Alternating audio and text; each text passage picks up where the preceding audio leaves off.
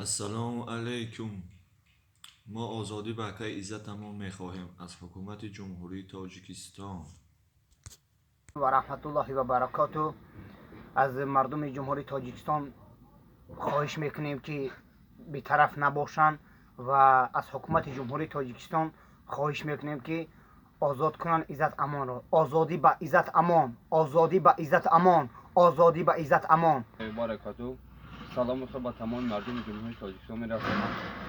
من همچون یک شهروند عادی جمهوری تاجیکستان به حکومت جمهوری تاجیکستان گفتم که آزادی عزت امان را می‌خواهیم. تنها آزادی. السلام علیکم و رحمت الله و برکاته. السلام علیکم برادران.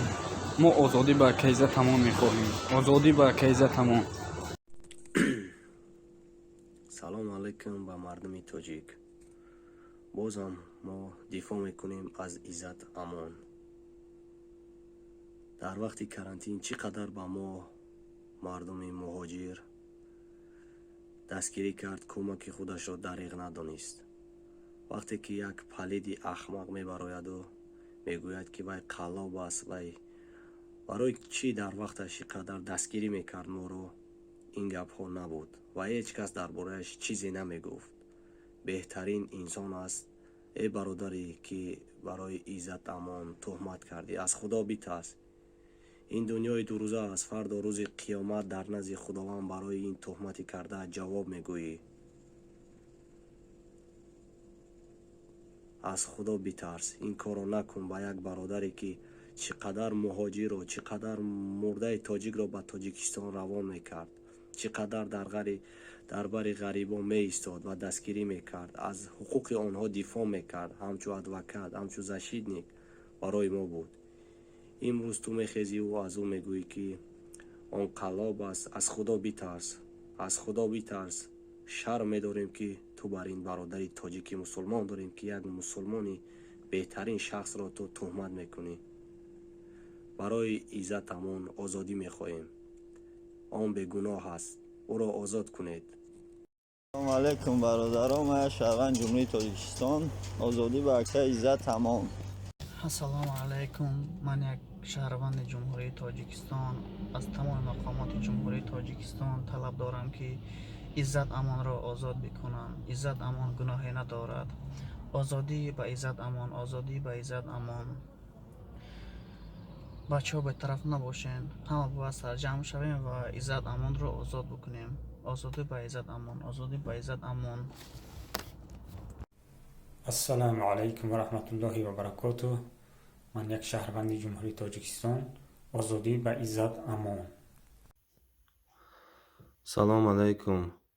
من یک شهروند جمهوری تاجیکستان آزادی به عزت امان را میخواهم. ای امنیتی که این روز پسری او را مجبور کرده برآمده ضد مخالفان گپ میزنه، ضد گروه 24 گپ میزنه. مردم دیگر جای ندارد. جای امو عزت امان بود، سرپناه مردم که گرفته بردش. مردم دیگر جا ندارد. همه در گروه 24 پیوست میشد.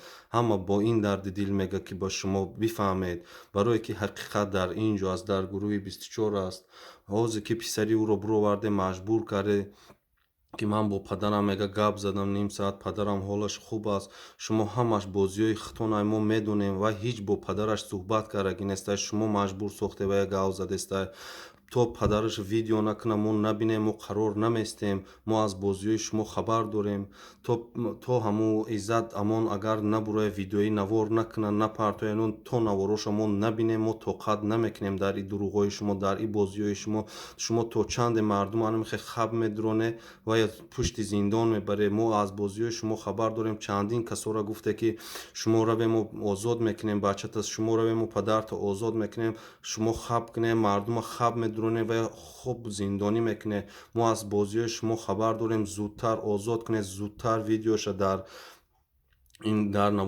نوارش پخش کنه که ما خاموش تو نبینیم، خاموش نمیشیم این ویدیوی اکی عزت امان رو. салом алейкум бародарони азиз.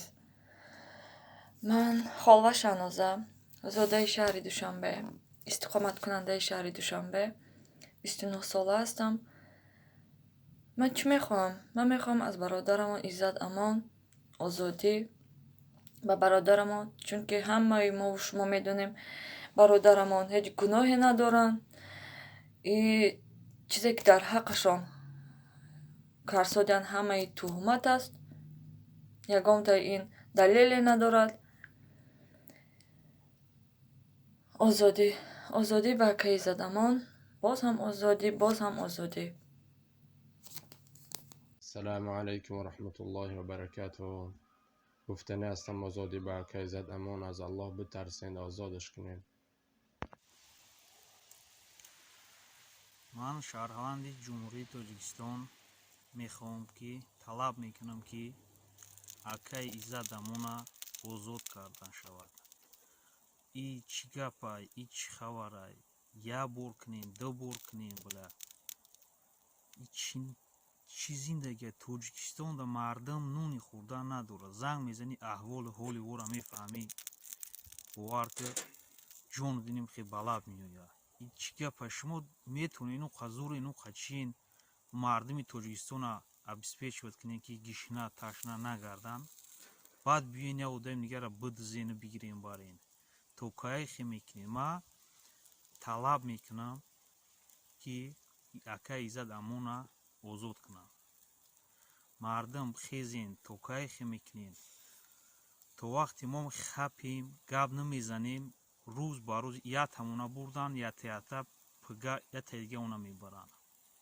барои ҳамқа рости гапа бугум, ай ҷонам, ай ҳамаш она шав барад безор шудагӣ. И чӣ зиндагӣ, и чӣ гап, и чӣ хабар? хай гуфтан бефоида. ҳама медонад ки чӣ гап, чӣ хабар ай Тоҷикистонда. мақсади ман ки акаи Иззата озод кунен. Здравствуйте, уважаемые братья. Я обращаюсь к мэру города Душанбе, Рустаме Эмомали. Зачем вы убиваете таких людей хороших, как Иззат Амон? Они же делают добрые дела, их нужно награждать, а не ловить и убивать. Во время карантина никто из вас, из государства, никто не помог. Только он один помогал мигрантам, нуждающимся, и никого не бросил в беде. И вы его из-за этого ненавидите, поймали и хотите убить. Зачем это?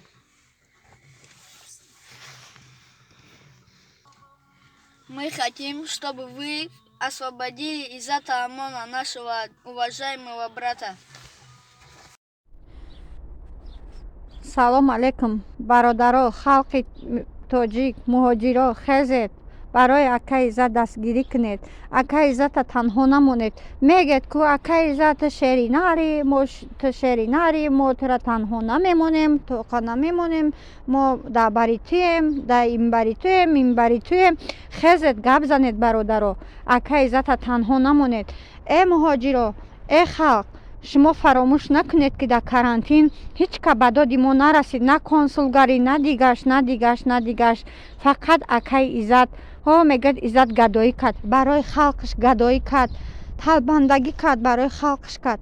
акаи Иззата танҳо нагузоред. акаи Иззата танҳо нестӣ. мо халқи муҳоҷиро барои ту ҷонмона дареғ намедорем.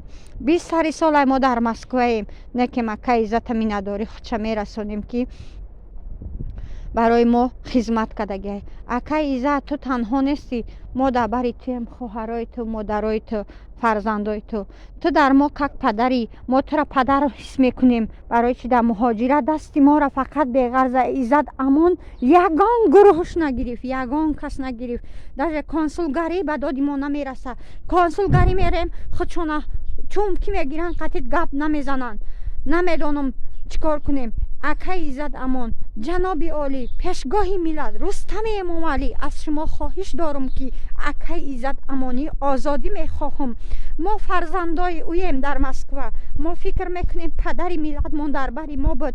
падари моро бурдед, қанати пушту паноҳи моро бурдед. шумо зиндонӣ накунед. акаи Иззат Амон, ту танҳо нестӣ. ту تو به کس نیستی. ما مهاجرا، ما اپا و خواهر شما در بر شماییم. جناب عالی رستم امامعلی، از شما خواهش دارم برادر ما را آزادی میخواهم. برادر ما عزت امان، وقتی که ما در مهاجرت در وکزلا خواه کردیم، در ایرپورت خواه کردیم، عزت امان به داد ما رسید. خلق کنسولگری در تاجیکستان به ما یاردم نکرد بغرض اکای عزت. ای برادرها خیزید اکای عزت دستگیری کنید. اکای عزت ما فرزندای شماییم، ما تو را تاقه نمیگذاریم. اکای عزت امان شما را ما تنها نمیگذاریم. رستم امامعلی، آزاده رحمان، از شما خواهش دارم. اکای رستم، جناب عالی پیشگاه ملت، اکای عزت امان ما تنها نمیگذاریم.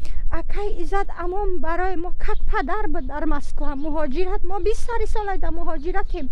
اکای عزت امان ما هیچ وقت نمیگذاریم که خار شوه زار شوه. به جایی که بگید که ها ملت ما بلندگذاری کنه، نکم شما ملت میشکنید، ملت میخرید. ما به یگان گروه دیگرش کار ندارم.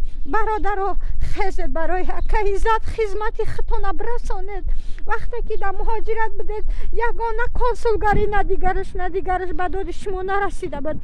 یه دین تاقه قطعی شاگرداش 3 روز باز میشوه که سر ما فکر میکنم که فرزندی پدر ما بردگیان. ما هیچ وقت برای این قوقه کار نمیسوختم، لیکن برای خدمت های اکای عزت امان مرا دل به جگر میسوزه.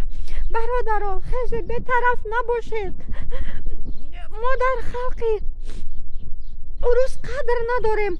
برای چی قدر نداریم؟ برای که تاجیکای ما دیگر نمیتونم که گپ زنم. برای اکای عزت امان سهمی خودتان گذارید.